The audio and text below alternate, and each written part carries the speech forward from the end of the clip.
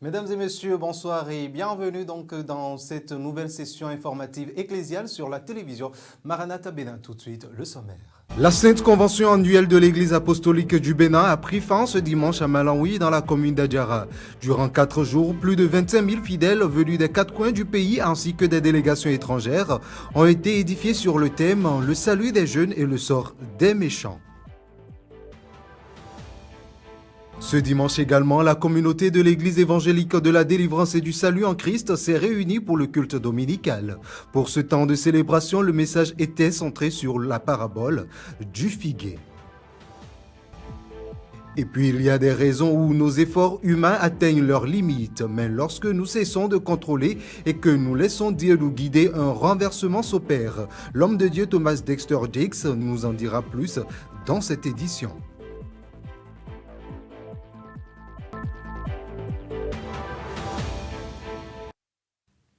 Je puis tout par celui qui me fortifie, Philippiens 4, verset 13. C'est avec ce passage que je vous souhaite à nouveau la bienvenue dans ce journal. La 33e Sainte Convention annuelle de l'Église apostolique du Bénin a pris fin ce dimanche à Malawi dans la commune d'Adjara. Durant 4 jours, plus de 25 000 fidèles venus des 4 coins du pays ainsi que des délégations étrangères ont réfléchi autour du thème « Le salut des justes et le sort des méchants » tiré de 1 Pierre 4, verset 18. Retour sur cette grande rencontre religieuse avec Félicité Boton et Cyril Abou. Allez en paix. Amen. À l'année prochaine.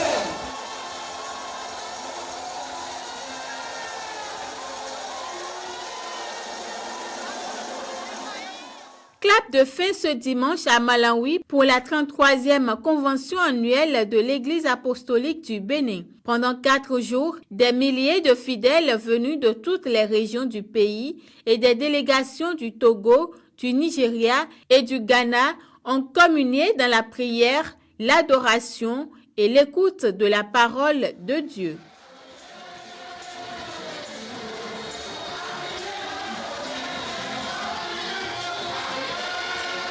Placé sous le thème « Le salut des justes et le sort des méchants », inspiré de 1 Pierre 4, verset 18, cette convention a invité les chrétiens à une profonde introspection et à un engagement renouvelé dans la foi. Quelle est donc la rétribution des justes? Ils appartiennent à Dieu et s'ils le prient, Dieu exauce leur prière. Ils vont croître dans Dieu et ils porteront des fruits.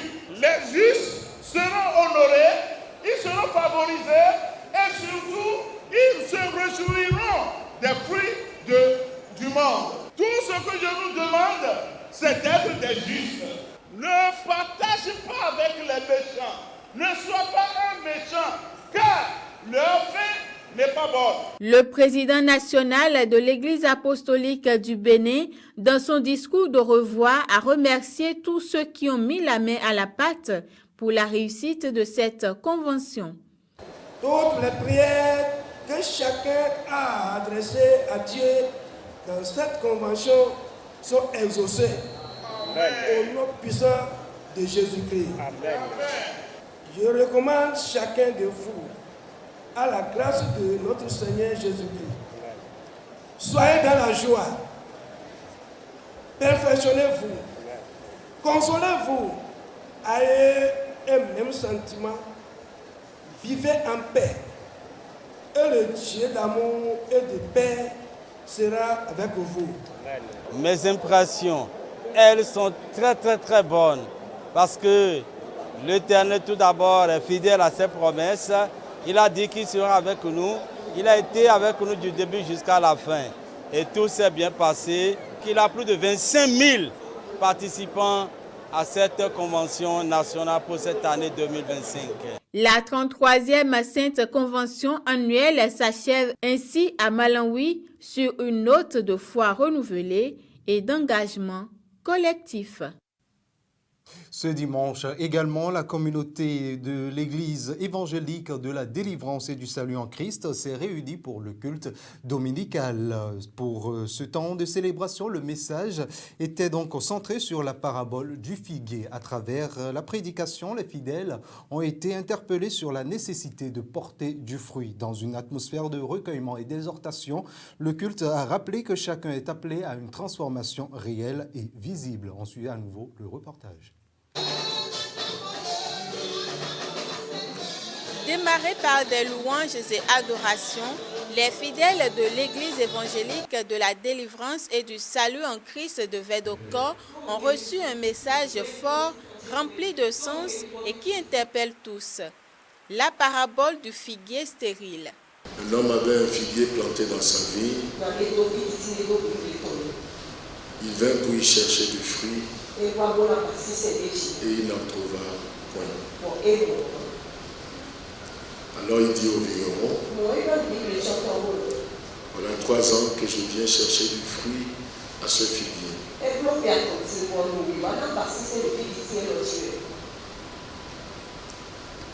je n'en trouve point. Pourquoi occupe-t-il la terre inutilement? Le vigneron lui répondit, Seigneur, laisse-le encore cette année. Je creuserai tout autour et j'y mettrai du fumier. Peut-être à l'avenir obtiendra-t-il du fruit. Sinon, tu le couperas. La vie chrétienne ne se résume pas à une simple apparence religieuse. Elle est un appel à la fécondité spirituelle, à l'engagement, à l'amour du prochain. Jésus attend de chacun de ses disciples des fruits dignes de la foi. Mais de quels fruits parle-t-on? Fruit de la repentance, fruit de sainteté, fruit d'amour, fruit de service chrétien, fruit du gain des âmes, fruit de la manifestation de la puissance de Dieu à travers le Saint-Esprit,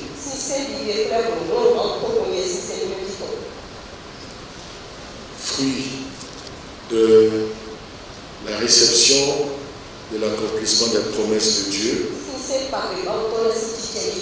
fruit des assises de l'autorité que le Seigneur nous a conférées.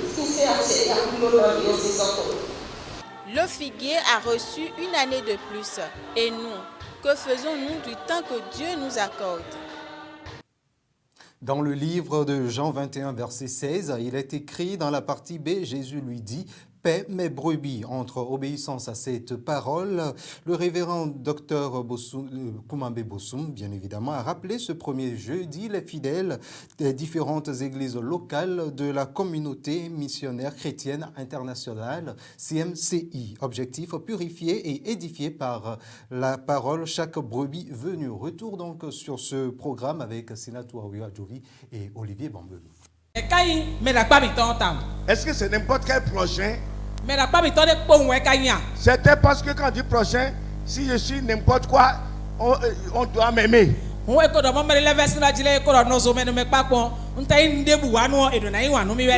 C'est pas ça. Le premier qu'on m'a dit, tu dois d'abord aimer Dieu de tout ton cœur, de toute ton âme et de toute ta pensée. Ça veut dire que tu dois être né de nouveau.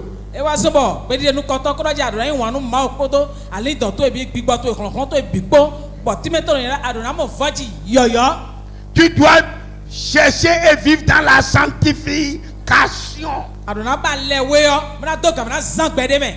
Si quelqu'un devient adultère, il n'est plus prochain selon la volonté de Dieu. Aimer son prochain comme soi-même, Tel est le thème développé par le révérend Dr Koumambé Bossou lors de cette étude biblique de zone. S'appuyant sur Matthieu 22 des versets 37 à 39 et Luc 10 des versets 25 à 37, l'homme de Dieu s'est évertué à expliquer qui est le prochain à aimer et quelles sont ses caractéristiques aux brebis de la communauté missionnaire chrétienne internationale CMCI venue de diverses églises locales. À la fin de cet enseignement, il a conduit le peuple de Dieu dans de profonds moments de prière de repentance.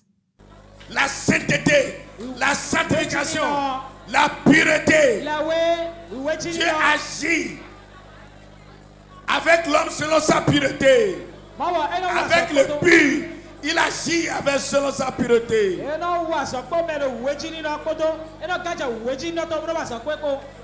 Prie. Abandonne tes projets de péché. Abandonne ce rendez-vous-là. Arrête de regarder la pornographie. Abandonne. Vis dans la pureté. Organisé chaque premier jeudi du mois, il faut dire que cette étude biblique a été aussi faite de temps de louanges fortes et de chants conduits par le groupe musical et la chorale de la CMCI.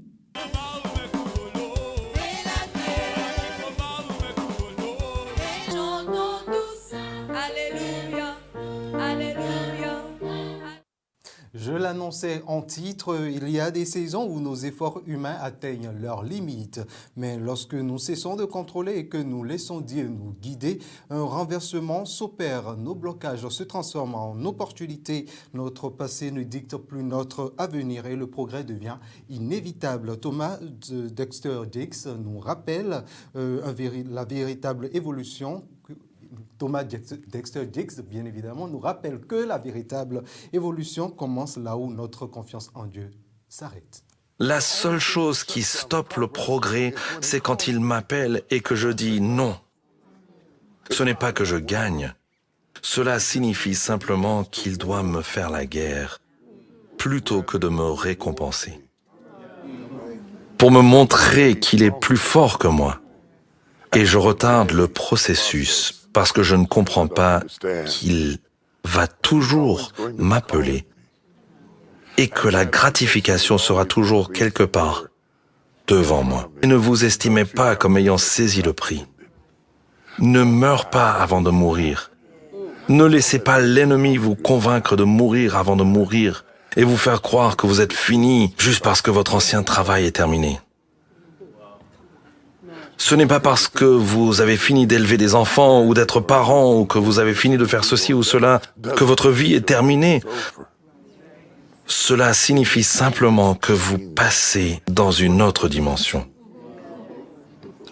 Et si vous permettez à Dieu de vous laisser passer dans la prochaine dimension, vous évoluerez. Et lorsque vous évoluez, votre monde entier se transforme. À présent, racontons comment Israël a transformé un pays aride en une puissance hydrique avec foi, innovation et résilience. Un miracle à la fois technique et spirituel. Ce reportage réalisé par nos confrères de TBNFR explore les avancées technologiques et le sens le plus profond de prodiges dans un paysage biblique. Suivez plutôt. L'approvisionnement en eau dans ce pays a toujours été problématique. Tout comme aujourd'hui, les anciens rois juifs dont nous parlons dans la Bible innovaient constamment pour fournir de l'eau au peuple et pour protéger l'approvisionnement en eau en temps de guerre. Si vous avez déjà visité les fouilles archéologiques de la cité de David à Jérusalem, vous avez probablement vu l'une des plus grandes attractions touristiques de Jérusalem, le tunnel d'Ézéchias. Le nom du tunnel d'Ézéchias provient de l'hypothèse la plus solide sur les origines du tunnel. Il semble que le tunnel a été construit par le roi Ézéchias de l'Ancien Testament et qu'il l'ait construit comme un moyen de maintenir l'approvisionnement en eau dans Jérusalem pendant un siège imminent par les Assyriens. Aujourd'hui, nous ne combattons pas les Assyriens, mais nous gagnons la guerre contre la crise de l'eau en Israël. Nous avons discuté du fait que la majorité de notre eau provient d'usines de désalinisation qui se trouvent, comme vous pouvez le deviner, au niveau de la mer. Mais si vous voulez amener de l'eau à Jérusalem, qui se trouve à plus de 600 mètres d'altitude. Vous allez avoir besoin d'une pompe, et il vaut mieux qu'elle soit grosse. Jérusalem n'a plus d'eau. Depuis 1000 ans et jusqu'à présent, ils ont dû pousser l'eau jusqu'à Jérusalem. Apporter de l'eau à Jérusalem a été un problème historique depuis les premiers âges de l'histoire. Vous avez le tunnel des Écasses, vous avez des réseaux d'eau qui remontent 3000, 4000, 5000 ans. Vous êtes là des milliers d'années plus tard à faire la même chose à cette échelle incroyable. Quel est cet endroit? Ce que nous avons ici est une unité de pompage complète de 10 700 mètres d'eau cube par heure. Alors c'est quoi? C'est en quelque sorte une station de base? Oui. Qui fait quoi? Ça prend toute l'eau et genre ça la pousse vers l'eau? Exactement. Nous avons presque de 300 à 250 mètres de poussée d'eau vers le haut. Donc un peu moins de 300 mètres d'élévation. Oui. Quand on parle de l'eau, la plupart des gens imaginent un tuyau, peut-être une petite pompe, peut-être un petit filtre, peut-être un petit réservoir. Ce sont des projets beaucoup plus importants. Vous avez construit une ville. C'est à première vue l'un des projets d'ingénierie le plus impressionnant de ce pays. L'objectif principal du tunnel est d'acheminer l'eau de ce point à Jérusalem. Chaque pièce fait 30 mètres. Nous avons presque 1 millier de pièces comme celle-ci. Israël est tout à fait une île. Une île qui a résolu le problème de l'eau. Je crois qu'Israël peut aussi aider beaucoup tout le Moyen-Orient si les politiciens pouvaient le gérer. Et c'est tout donc pour le journal des cultes de ce jour. Mesdames et messieurs, merci de nous avoir suivis. Bonne suite des programmes sur la télévision Maranatha Bénin. Et bon début de semaine à chacun et à tous sous la protection divine. Que Dieu vous bénisse. Thank you.